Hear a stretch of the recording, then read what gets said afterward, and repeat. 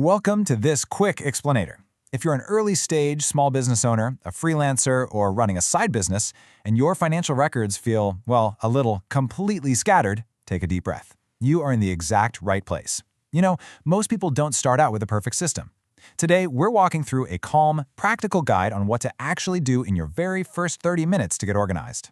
See, the reality is most businesses just start with raw activity. You've got payments coming in, expenses going out, scattered receipts sitting in your car or your inbox, random subscriptions, and records that just aren't organized yet. It's like a giant puzzle with pieces everywhere, and honestly, that is perfectly normal.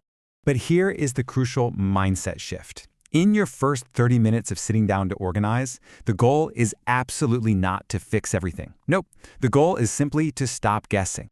To get you out of that guessing phase, this guide is going to help you create 3 simple things today: visibility, separation, and one single, reliable place for your records. All right, let's jump straight into step 1. See what already exists. Basically, you just want to look for the business activity that is already happening. Start identifying your income, your expenses, your receipts, and your bank activity. Remember, you are not organizing everything perfectly right now. Put that pressure aside. You are simply identifying what actually exists out there. Which brings us to step 2, separate business from personal. We all know mixed activity just creates a massive headache later, especially when tax time rolls around. So start making that distinction visible right now. Clearly define what is a business expense, what is a personal expense, and exactly what needs to be tracked. Just draw that line in the sand. Now for step 3, create one reliable place for your records. Here's a secret. The specific tool you use matters way less than the habit itself. Whether it's a physical folder on your desk, a basic spreadsheet, or a dedicated cloud location on your computer, it doesn't matter. Your records just need one single, reliable place to live. That's it. And finally, we have step 4, start capturing activity going forward. From this moment on, track your income, track your expenses, keep those receipts.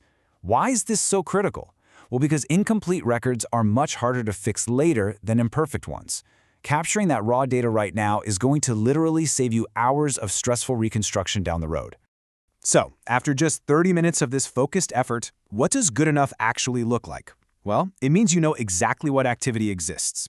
You've started separating your business from your personal life. You have one dedicated place for your records, and you know what to review next. That is a huge win. So, what are your immediate next moves to keep this momentum going? First, download and use the Tax and Financials Starter Checklist to begin making this a reality. Next, continue with our guide titled How to Set Up Record Keeping Without Overthinking It.